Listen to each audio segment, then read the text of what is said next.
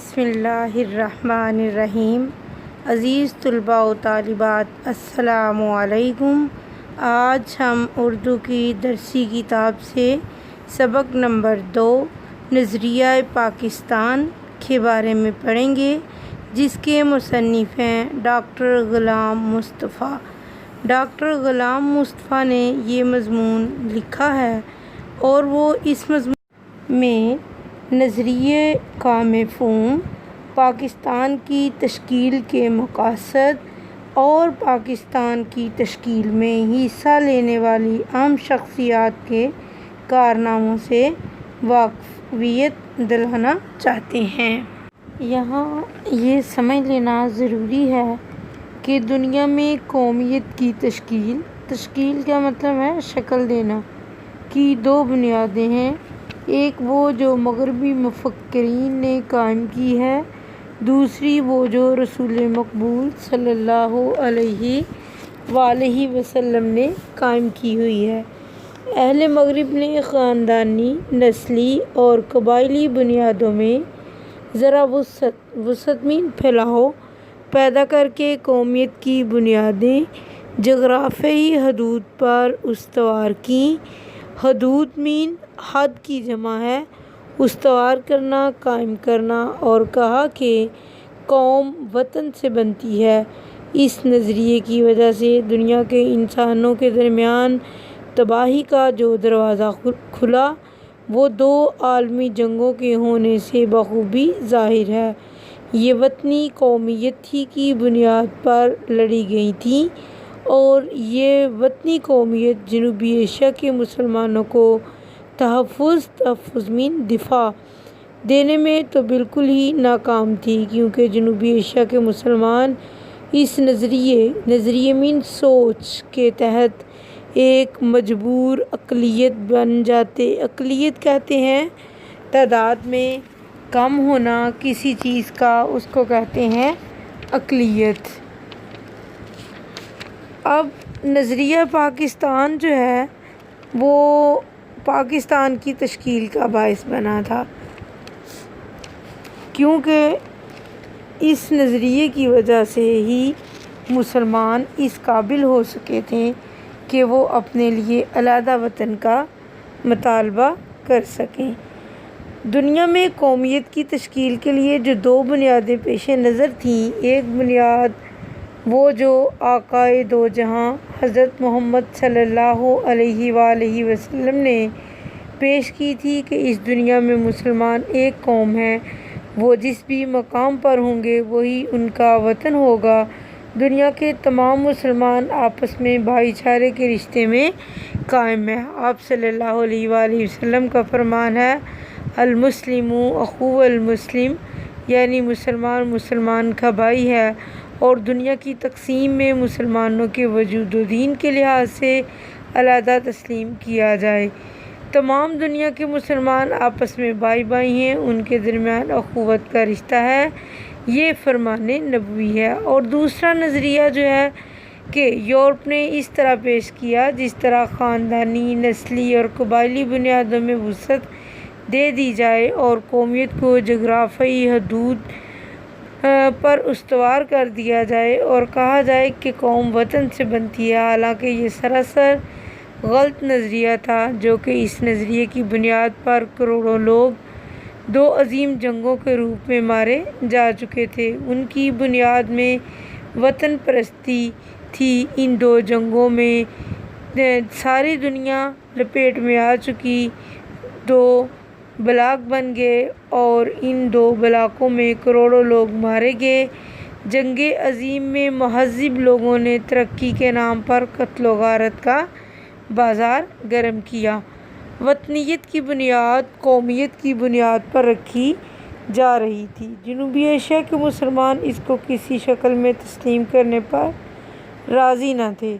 اگر مغرب کے اس نظریے کو مان لیا جاتا تو جنوبی ایشیا کے مسلمان ہندوستان میں رہتے ہوئے کروڑوں کی تعداد میں ہونے کے باوجود اقلیت بن جاتے اور انہیں انگریزوں یا ہندوؤں کے زیر اثر اقلیت بن کر رہنا پڑتا۔ یہ ان کو کسی شکل میں منظور نہ تھا۔ یہی وجہ تھی کہ مسلم لیگ نے اس موقع پر اس نظریے کی مخالفت کی اور کہا کہ متناسب نمائندگی کے ذریعے جن علاقوں میں مسلمانوں کی اکثریت ہے وہ مسلمانوں کے حوالے کر دیے جائیں اور جن علاقوں میں ہندوؤں کی اکثریت ہے وہاں کی حکومت کو ہندوؤں کے حوالے کر دیا جائے۔ اسی ایک نکتے کی بنیاد پر مسلمانوں نے تقسیم کے عمل کو تسلیم کرنے کی حامی بھری۔ دوسری شکل میں مسلمانوں نے بائیکاٹ کی دھمکی دے رکھی تھی۔ اپنی اہمیت ثابت کرنے کے لیے ہر جائز حربہ درست ہوتا ہے۔ قوم کی دوسری بنیاد وہ ہے جو رسول مقبول صلی اللہ علیہ وآلہ وسلم نے ملت اسلامیہ یعنی کہ مسلمان قوم کی تشکیل کرتے وقت قائم فرمائی اور جو مغرب کے تصور یعنی مغربی خیال قومیت سے جدا ہے، الگ ہے۔ جیسا کہ علامہ اقبال نے بھی فرمایا، اپنی ملت پر قیاس اقوام مغرب سے نہ کر، خاص ہے ترکیب میں قوم رسول ہاشمی، ان کی جمعیت کا ہے ملک و نسب پر انحصار، قوت مذہب سے مستحکم ہے جمعیت تیری۔ ملت کہتے ہیں قوم کو، قیاس کہتے ہیں خیال کو، اقوام جو ہے وہ قوم کی جمع ہے، ترکیب کہتے ہیں بناوٹ کو، اور رسول ہاشمی سے مراد حضرت محمد صلی اللہ علیہ وآلہ وسلم کی ذات ہے، جو کہ قبیلہ بنو ہاشم سے تعلق رکھتے تھے۔ اس لیے رسول ہاشمی کا لفظ علامہ اقبال نے استعمال کیا ہے۔ جمعیت گروہ کو کہتے ہیں، نسب نسل سے نکلا ہے اور انحصار کا معنی دار و مدار ہے، قوت، طاقت، مستحکم، مضبوط۔ یعنی کہ اس شعر میں علامہ اقبال یہ کہنا چاہتے ہیں کہ یہ ایک اقتصادی عمل ہے، یہ ایک کمائی ہے۔ یعنی کہ اگر ہم اپنی ملت پر قیاس اقوام مغرب سے نہ کر، یہ وہ کمائی ہے جو حضرت بلال رضی اللہ تعالیٰ عنہ نے کر لی لیکن ابو جہل سے نہ ہو سکی۔ اس شعر میں علامہ اقبال نے ایک بہت خوبصورت بات کی ہے۔ وہ کہتے ہیں کہ اگر تم کسی بھی طرح سے ترقی حاصل کرنا چاہتے ہو تو کیا کرو کہ اپنی اقوام کی جو ہے ترکیب، اس کی بناوٹ، اس کی سوچ، اس کو اسلامی طرز پر لے آؤ، نہ کہ ملک و نسلی طور پر اس کو رکھو یا مغرب کی پیروی کرو۔ اگر تم مغرب کی پیروی کرو گے تو تمہاری اپنی بھی قوت اور طاقت جو ہے وہ مستحکم یعنی مضبوط نہیں رہ سکتی، کیونکہ کسی نے بہت خوبصورت الفاظ میں اس بات کو بیان کیا ہے۔ وہ مسلمانوں کو اشارہ کرتے ہوئے کہتا ہے کہ جو مسلمان مغربی ممالک کی پیروی کرتے ہیں تاکہ وہ ترقی کی منازل کو پہنچ سکیں، تو ان کے لیے ہر طلوع ہونے والا سورج ایک اہم پیغام لے کر آتا ہے۔ وہ پیغام کیا ہے کہ جب سورج مغرب کی طرف جاتا ہے تو مغرب کی طرف جا کر تو سورج بھی اپنی روشنی چھوڑ دیتا ہے، تو پھر ہمیں مغرب کی طرف سے ترقی کا جو ہے وہ حصول کیسے ممکن ہو سکتا ہے؟ اس لیے اگر ترقی حاصل کرنی ہے تو ہمیں اسلامی طرز زندگی کو اپنانا ہوگا۔ مسلمانوں کی قومیت ایک نظریاتی قومیت ہے جو لا الہ الا اللہ پر قائم ہے، یعنی یہ کہ نسل، رنگ اور وطن کی بنیاد پر نہیں بلکہ ایک نظریے، ایک عقیدے، ایک کلمے کی بنیاد پر وجود میں آئی، اور اس نظریاتی پہلو کو نمایاں کرنے کے لیے اسے ملت کہا گیا ہے۔ ایسی نظریاتی قومیت میں ہر نسل، ہر رنگ اور ہر جغرافیائی خطے کہتے ہیں علاقے کو کے لوگوں کے لیے جگہ ہوتی ہے، اور حقیقت یہ ہے کہ جنوبی ایشیا کے مسلمانوں کو، جن میں ہر نسل، ہر رنگ اور مختلف جغرافیائی خطوں کے لوگ شامل تھے، ایک ایسی قوم کے ماتحت ماتحت کہتے ہیں کسی کے انڈر ہو کر کام کرنا، اقلیت بن کر رہنا منظور نہ تھا، جو اسلامی قومیت کے برعکس الٹ ذات پات، چھوت چھات اور بت پرستی کے بندھنوں میں ان قید جکڑی ہوئی تھی، بندھی ہوئی تھی۔ چنانچہ اسی لیے انہوں نے اپنی جداگانہ الگ قومیت یعنی اسلامی قومیت کی بنیاد پر اپنے لیے ایک جدا وطن کا مطالبہ پیش کیا تھا، جس میں وہ اپنے عقیدے، اپنے نظریۂ زندگی، اپنے طرز معاشرت کمینہ رہنے سہنے کے طور طریقوں کے مطابق زندگی بسر کر سکیں اور ایک مسلمان کی حیثیت سے دور جدید کے چیلنج کا مقابلہ کر کے اپنے مستقبل کو سنوار سکیں۔ مستقبل کہتے ہیں آنے والا کل، یعنی جس طرح ہندو قوم تھی وہ بتوں کی پوجا کرتے اور انہوں نے ذات پات کا نظام رائج کیا ہوا تھا، لیکن مسلمان ان تمام سوچوں سے بالا امتیاز ہو کر ان کا یہ نظریہ تھا کہ کسی بھی شخصیت کی اعلیٰ ہونے کی یا کمتر ہونے کی حیثیت اس کی ذات پات سے نہیں بلکہ عقیدے کی بنیاد پر ہے۔ ہمیں اس بات کو بھی اچھی طرح ذہن نشین کر لینا چاہیے کہ نظریہ پاکستان میں اسلامی زندگی اور قدروں کا تصور بنیادی حیثیت رکھتا ہے۔ اخوت، مساوات، عدل، دیانت، خدا ترسی، انسانی ہمدردی اور عظمت کردار کے بغیر نظریہ پاکستان کو فروغ نہیں ہو سکتا۔ فروغ کہتے پھیلاؤ کو۔ نظریہ پاکستان کا مقصد محض صرف ایک حکومت قائم کرنا نہیں تھا، کیونکہ مسلمانوں کی حکومتیں ایشیا اور افریقہ میں پہلے سے موجود تھیں۔ نظریہ پاکستان کا مقصد اسلامی اصولوں کی طرف اشاعت اور اہل عالم کے لیے مثالی مملکت کا نمونہ فراہم کرنا ہے۔ یعنی مسلمانوں کا نظریہ یہ تھا کہ وہ ایک ایسی اسلامی ریاست قائم کریں جہاں وہ اسلامی اصولوں کی ترویج کر سکیں، تبلیغ کر سکیں، اشاعت کر سکیں اور عالم اسلام کے لیے یعنی پوری دنیا کے لیے ایک اعلیٰ نمونے کی حیثیت سے اپنے ملک کو پیش کر سکیں۔ پاکستان قائم کرنے کا مقصد ہندوؤں کو بہت ناگوار گزرا۔ ناگوار گزرنا ہے اچھا نہ لگنا۔ انہوں نے پوری کوشش کی، یہ مملکت قائم نہ ہونے پائے۔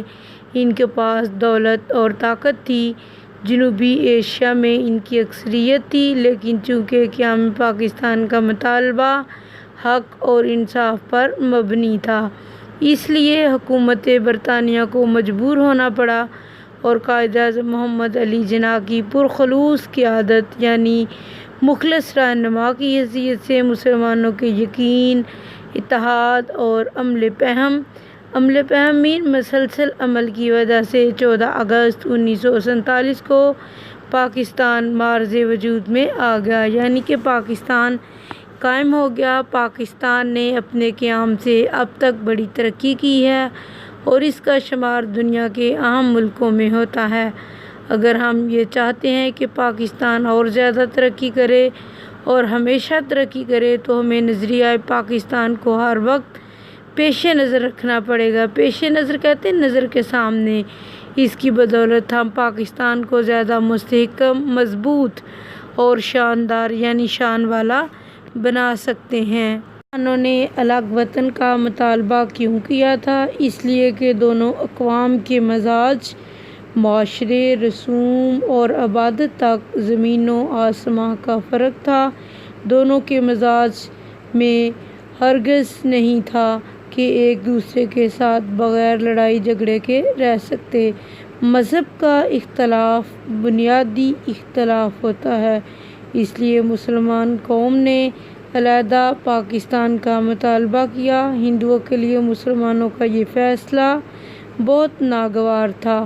انہوں نے بھرپور کوشش کی کہ انگریز ہندوؤں کو اقتدار دے کر یہاں سے چلے جائیں اور وہ خود مسلمانوں کے ساتھ رہ لیں گے۔ اسی بنیاد پر انہوں نے اسلامی مملکت قائم کرنے کی بھرپور مخالفت کی تھی۔ ہندوؤں اور مسلمانوں کا ایک ساتھ رہنا آگ اور پانی ملانے کے مترادف تھا، یعنی ہندو اور مسلمان اس طرح ایک ساتھ نہیں رہ سکتے تھے جس طرح کہ آگ اور پانی ایک جگہ نہیں رہ سکتے۔ ہندوؤں کے پاس دولت اور طاقت کی کمی نہ تھی اور تعداد کے لحاظ سے وہ ہندوستان میں مسلمانوں کی نسبت زیادہ تھے۔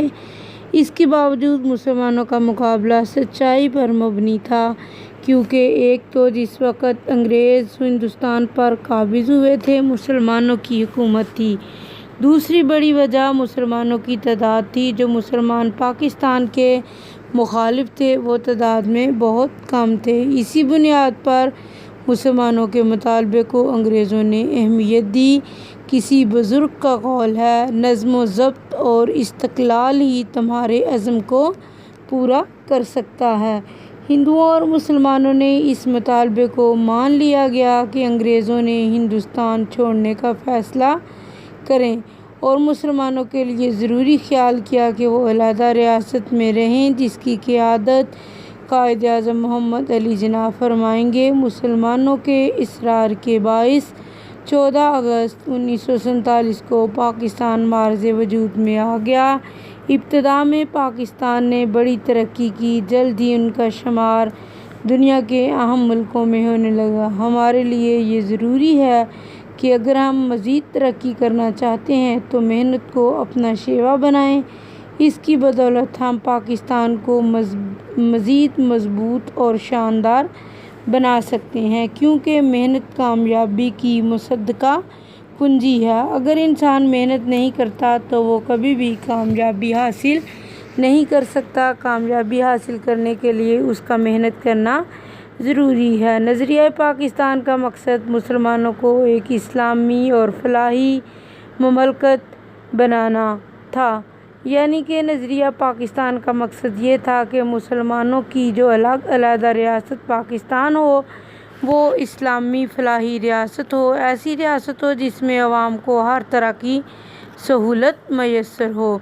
فلاحی مملکت سے مراد ہے ہمیں ایسا کوئی قدم نہیں اٹھانا چاہیے جس کی وجہ سے خدا اور رسول کے سامنے شرمندہ ہونا پڑے۔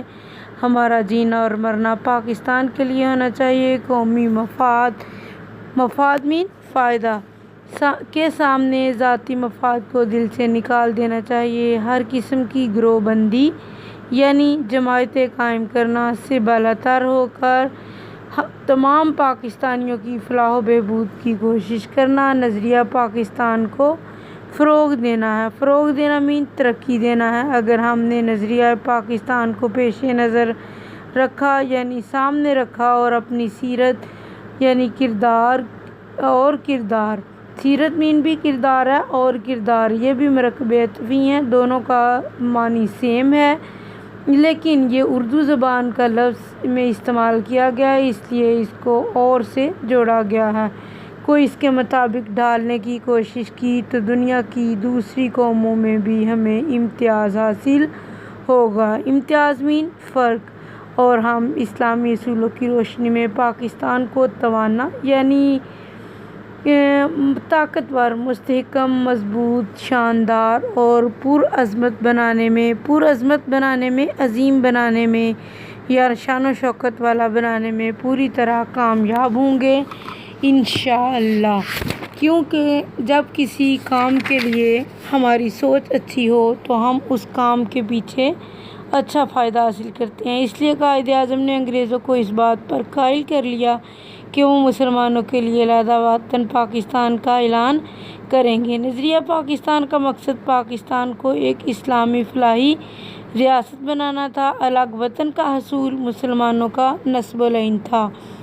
مسلمانوں کے مزاج اور تہذیب کے مطابق فیصلہ ہو، جس میں پاکستان میں کسی بھی قوم کو بے جا تنگ نہ کیا جائے، اس میں کسی بھی مذہب اور کوئی پابندی عائد نہ کی جائے۔ پاکستان کا وجود محمد بن قاسم کی آمد کے ساتھ ہی ہو گیا تھا۔ یہ کسی بزرگ کا قول ہے کہ جس دن ہندوستان میں پہلے شخص نے اسلام قبول کیا تھا، دراصل تو پاکستان کی بنیاد اسی دن رکھی گئی تھی۔ ہمیں بھی چاہیے کہ ہم اس پیارے دیش کی قدر کرتے ہوئے اس کی ترقی کے لیے دن رات ایک کر دیں۔ ہمارا ہر قدم اللہ اور اللہ کے رسول کی خوشنودی کے لیے ہو، ہمارا ہر اچھا قدم پاکستان کی بہتری کے لیے ہو۔ ہمارا نظریہ یہ ہو کہ ہم اپنی ذات کے فیصلے کو قومی فیصلے پر ترجیح نہ دیں اور ہمارے درمیان ملک پاکستان میں رہنے والوں کے لیے کسی قسم کی گروہ بندی